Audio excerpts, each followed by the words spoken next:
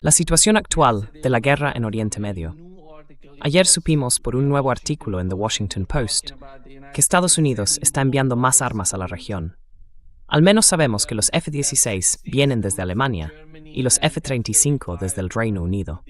Van hacia la zona, y las capacidades iraníes están llegando de alguna manera a Jordania, porque todas esas armas se han trasladado, de algún modo, desde los estados árabes del Golfo Pérsico hasta Jordania.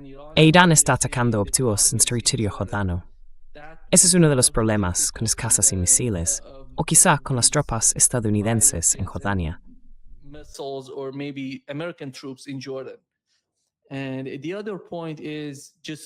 Y el otro punto es que hace solo una hora, los yemeníes anunciaron un bloqueo contra Arabia Saudí. Eso es algo nuevo, teniendo en cuenta el asedio que ellos mismos sufrieron en Yemen durante muchos años. Así que, volviendo a la posición de Donald Trump y de su administración, básicamente, ahora el principal objetivo es reabrir el estrecho de Hormuz. Y la continuación de la guerra parece ser una de las principales herramientas que tienen en sus manos, o al menos en su mente. ¿Cómo ves la situación actual del conflicto entre Irán y Estados Unidos?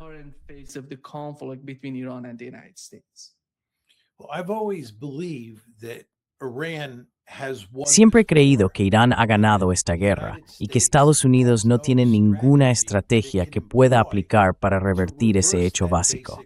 Creo que el memorando de entendimiento que se firmó el 17 de junio fue básicamente un documento de rendición. Estados Unidos reconoció que Irán tenía la ventaja, y si uno examina ese memorando con atención, queda claro que los iraníes ganaron prácticamente en todos los aspectos.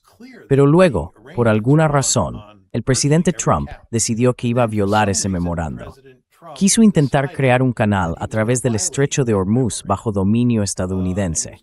Y los iraníes, por supuesto, dijeron que eso era inaceptable, y atacaron algunos barcos que intentaron pasar por ese canal controlado por Estados Unidos.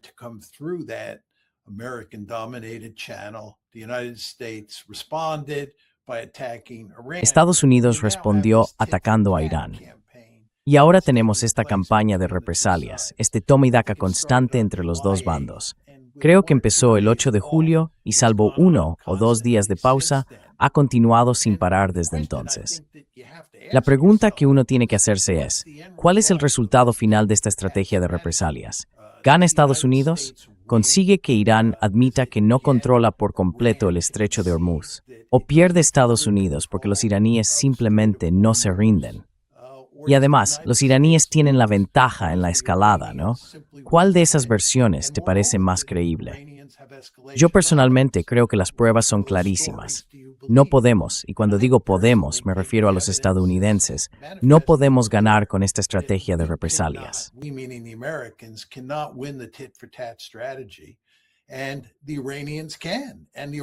Y los iraníes pueden, y los iraníes están ganando. Si uno mira lo que está pasando, antes nadie hablaba de bombardear Jordania, porque todos los activos militares estadounidenses que realmente importaban para Irán estaban en lugares como Kuwait, Bahrein, los Emiratos Árabes Unidos y así sucesivamente. Lo que ha ocurrido es que las bases estadounidenses en esos estados del Golfo han quedado tan destrozadas, destruidas o dañadas que Jordania se ha convertido en el lugar donde ahora concentramos la mayoría de nuestros activos militares clave para usarlos contra Irán. Así que lo que está ocurriendo últimamente es que los iraníes están atacando a las fuerzas estadounidenses dentro de Jordania. Y creo que se puede decir con justicia que desde el punto de vista de Irán están haciendo un trabajo excelente desmantelando esas instalaciones estadounidenses dentro de Jordania.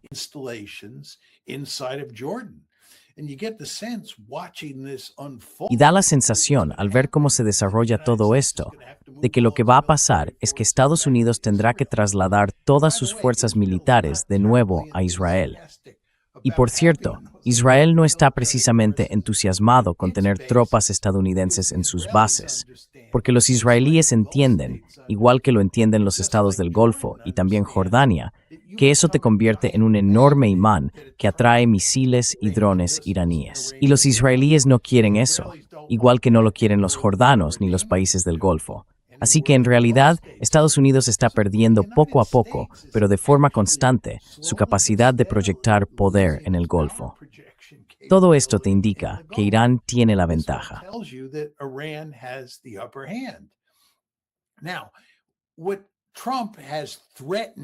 Ahora, lo que Trump ha amenazado con hacer, dada esta situación, es atacar centrales eléctricas, puentes y quizá instalaciones petroleras, lo que a veces llamamos infraestructura civil, dentro de Irán. Así es como pretende escalar en esta campaña de represalias y conseguir que los iraníes acaben rindiéndose. Pero eso no va a funcionar, porque los iraníes responderán de la misma manera como han demostrado una y otra vez.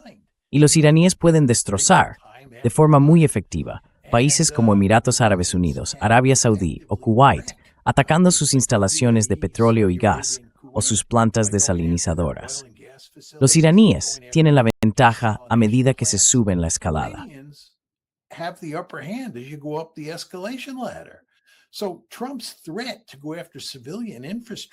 Así que la amenaza de Trump de atacar infraestructuras civiles dentro de Irán no va a traer una victoria para Estados Unidos. De hecho, solo va a empeorar una situación que ya es mala. Ahora, mi último punto, y no quiero alargarme demasiado, pero es de enorme importancia, es que los hutíes han anunciado que van a cerrar el Mar Rojo al tráfico saudí. Como todos sabemos, los saudíes han estado enviando gran parte de su petróleo a través del Mar Rojo y no están en condiciones de hacerlo por el estrecho de Hormuz, por razones más que evidentes. Los iraníes controlan el estrecho de Hormuz, pero los saudíes han podido exportar su petróleo mediante un oleoducto que cruza Arabia Saudí hasta el puerto de Yanbu.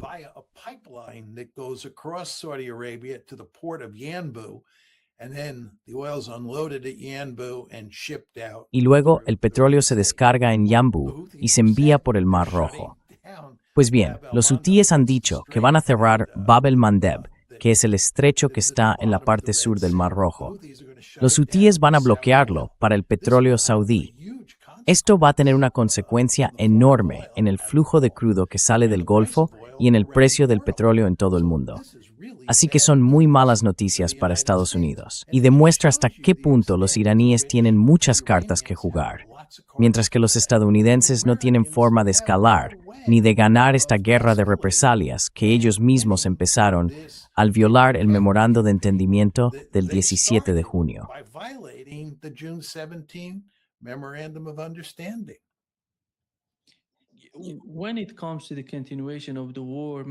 Cuando hablamos de la continuación de la guerra, mucha gente se pregunta, ¿cui bono?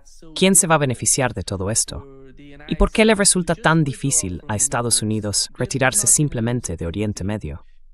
No perdería nada, salvo su dominio en el Golfo Pérsico, que por cierto, es muy importante. Porque antes de que empezara esta guerra, todo estaba tranquilo allí, no pasaba nada. Y ahora, el principal objetivo, como mencioné en mi primera pregunta, es abrir el estrecho de Hormuz. Pero si la guerra continúa, si miramos la situación como ocurrió durante la guerra en Ucrania, cuando haces daño a tus aliados, no te haces más fuerte. Esa es la lógica. Así es como yo lo entiendo. Y los aliados de Estados Unidos en Asia Occidental son los países del Consejo de Cooperación del Golfo, los Estados Árabes. Si los dejas caer en el pozo de una guerra interminable, sus economías van a sufrir y no estarán en condiciones de ayudarte. ¿Cómo lo ves tú?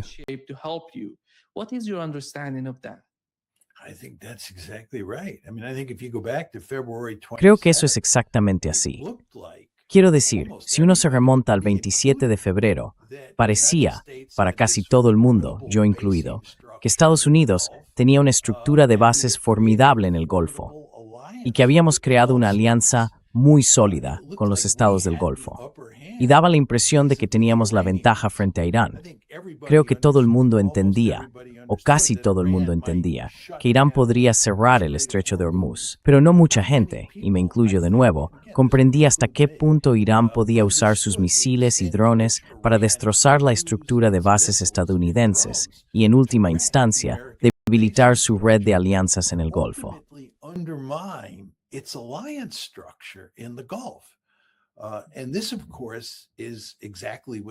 Y esto, por supuesto, es exactamente lo que ha pasado.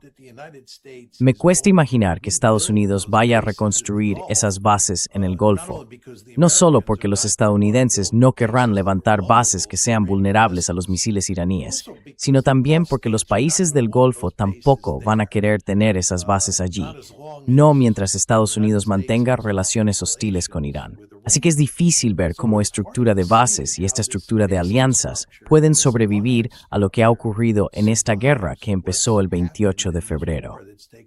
Creo que, en fin, la política internacional del Golfo probablemente será muy diferente a partir de ahora.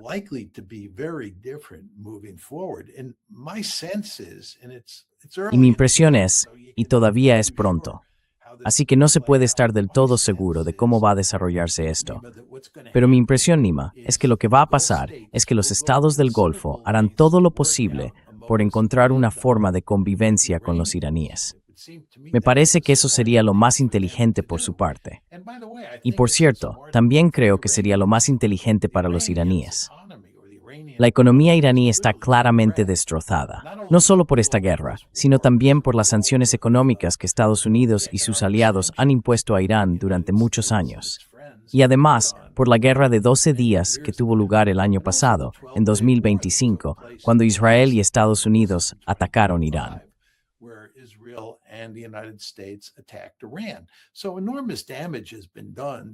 Así que se ha hecho un daño enorme a la economía de Irán, y está claro que quiere recuperarse.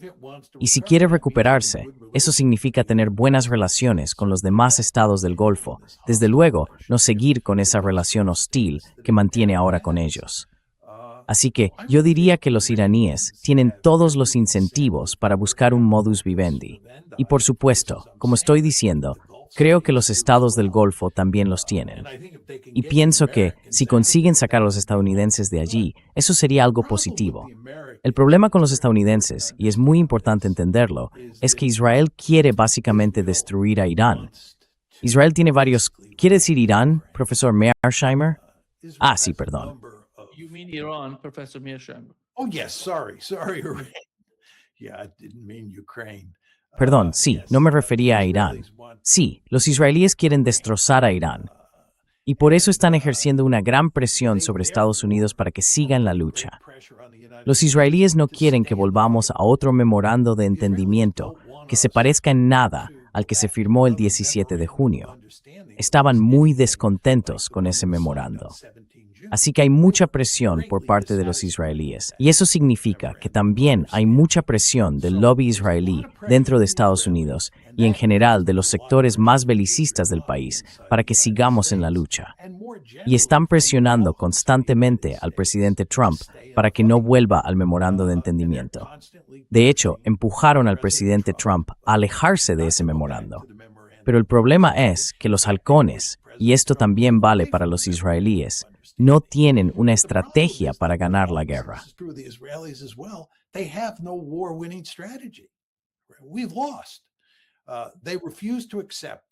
Hemos perdido. Ellos se niegan a aceptarlo. Bien, no lo aceptas, pero entonces tienes que decirnos cuál es esa estrategia tan ingeniosa que, según tú, nos va a permitir ganar la guerra. Y no tienen ninguna estrategia ingeniosa.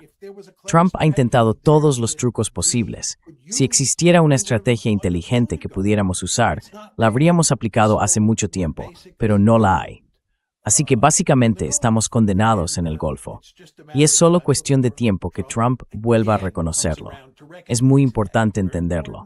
Lo reconoció el 17 de junio, cuando firmó el memorando de entendimiento. Pero luego, por alguna razón, lo abandonó.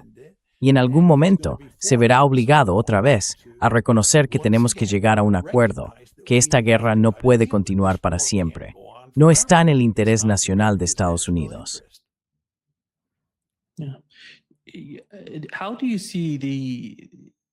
¿Cómo ves la influencia, si es que la hay, de los países del Consejo de Cooperación del Golfo en la política exterior de Estados Unidos? Porque me gustaría saber cuál ha sido su curva de aprendizaje. Ayer hubo una entrevista con el ministro de Asuntos Exteriores de Irán en los medios persas. La vi para entender cuál era la posición iraní y cómo veían la situación antes de que empezara la guerra. Dijo que había estado en contacto con los ministros de Exteriores de los países del Golfo antes de que estallara el conflicto. Según él, su mensaje principal a los iraníes fue que Estados Unidos iba a intervenir y que junto con Israel iban a destruirlo todo. Sus instalaciones petroleras, su economía, todo iba a quedar arrasado.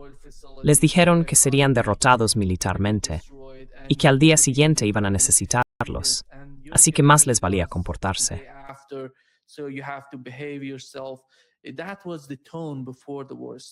Ese era el tono antes de que empezara la guerra. Luego, durante la guerra, de alguna manera, se comunicaron con los iraníes y les dijeron, si nos atacáis, vamos a responder, pero mantenedlo en silencio. Vamos a responder, pero vosotros no vais a contraatacar.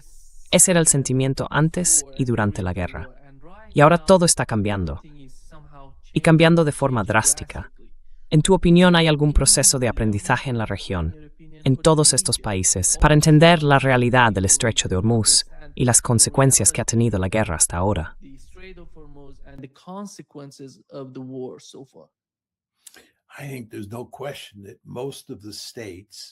Creo que no hay duda de que la mayoría de los estados han aprendido que estar estrechamente aliados con Estados Unidos y apoyar esta guerra de cualquier forma fue un gran error. Creo que tienes razón en que antes de que empezara la guerra, no previeron lo que iba a ocurrir. Muy poca gente lo previó. Yo apostaría una buena cantidad de dinero a que la mayoría de los iraníes no pensaban que las cosas les saldrían tan bien como les han salido. Diría que, de nuevo, la mayoría de los iraníes están sorprendidos por lo exitosos que han sido. Creo que estaban seguros de que podrían resistir un ataque conjunto de Estados Unidos e Israel, pero no creo que la mayoría entendiera hasta qué punto iban a tener tanto éxito. Just how successful they would be. And they have been, as you know, remarkably successful. Y han sido, como sabes, increíblemente exitosos. Esto no quiere decir que los iraníes no hayan sufrido mucho, ni mucho menos. Pero aún así, en mi opinión, han salido victoriosos en esta guerra. Ahora bien, cómo se desarrolle todo esto a partir de ahora depende, creo, de qué estados del Golfo estemos hablando. Si miras a los saudíes, creo que los saudíes entienden perfectamente lo que ha pasado aquí. Y me imagino que los kuwaitíes y los bahrainíes, a estas alturas, también comprenden muy bien lo que está ocurriendo. Los Emiratos Árabes Unidos son otro caso. Parece que los Emiratos están dispuestos a aliarse con Israel y con Estados Unidos y a mantener una relación de confrontación con Irán en el futuro. Adversarial relationship with Iran moving forward. But even there you see signs that the UAE. Pero incluso ahí se ven señales de que los Emiratos Árabes Unidos entienden que esto no les conviene, que deberían avanzar hacia algún tipo de entendimiento con los iraníes. Y yo diría, aunque nadie puede saberlo con certeza, que con el tiempo los Emiratos llegarán a algún tipo de acuerdo con Irán. Les interesa hacerlo. Una guerra prolongada sería un desastre para ellos. Así que me imagino que está habiendo un proceso importante de aprendizaje entre los países del Consejo de Cooperación del Golfo, probablemente más en unos que en otros. Aún así, diría que es difícil no darse cuenta de lo que está ocurriendo. Habría que ser bastante obtuso para no entender que estar estrechamente aliado con Estados Unidos y entrar en guerra junto a Estados Unidos contra Irán no es algo que convenga a un estado del Golfo Pérsico.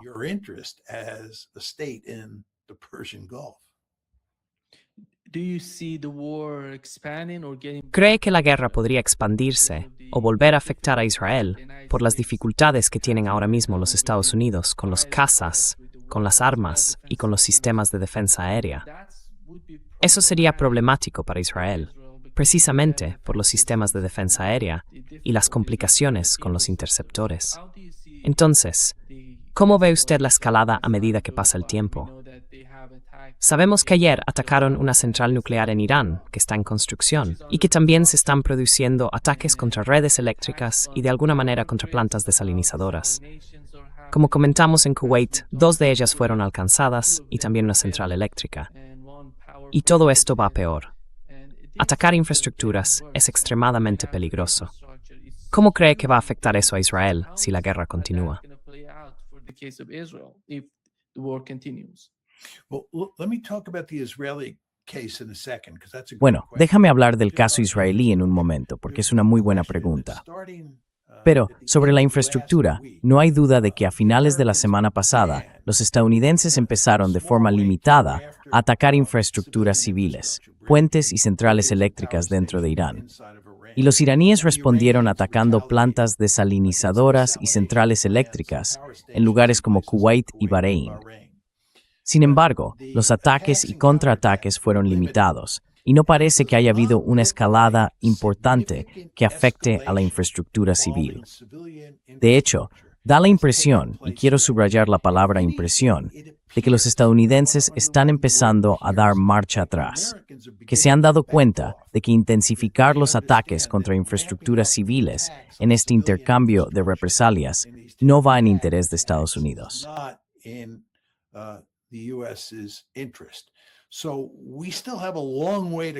Así que todavía nos queda un largo camino por recorrer, por suerte, antes de que esta estrategia de represalias realmente se intensifique y alcance un nivel peligroso. Ese es el primer punto.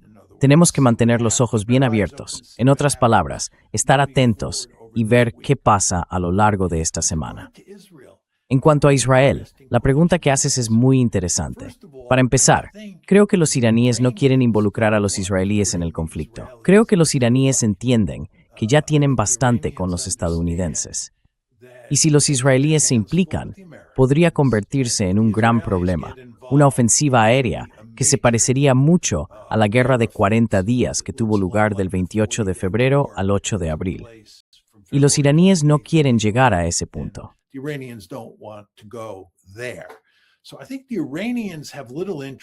Creo que los iraníes tienen poco interés en atacar a Israel.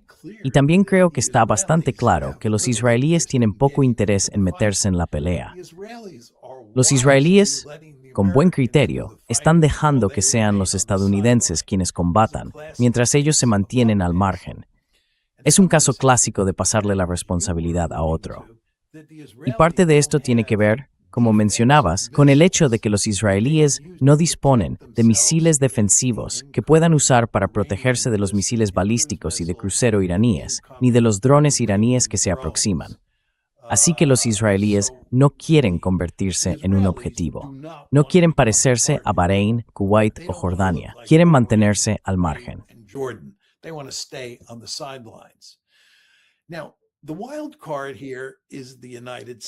Aquí, la gran incógnita es Estados Unidos. Porque si Estados Unidos intensifica, y esto nos lleva de nuevo al primer punto, sus ataques contra infraestructuras civiles, dependerá mucho de sus aviones, y sobre todo de los aviones cisterna que reabastecen a los que están basados en Israel. Y si eso ocurre, creo que los incentivos para que los iraníes ataquen objetivos israelíes aumentan de forma considerable. Así que pienso que si Israel entra o no en el conflicto, depende en gran medida no tanto de los iraníes o de los propios israelíes, sino de lo que hagan los estadounidenses y de si realmente intensifican sus propios ataques contra infraestructuras civiles. Y de nuevo, si eso pasa, creo que Israel intervendrá.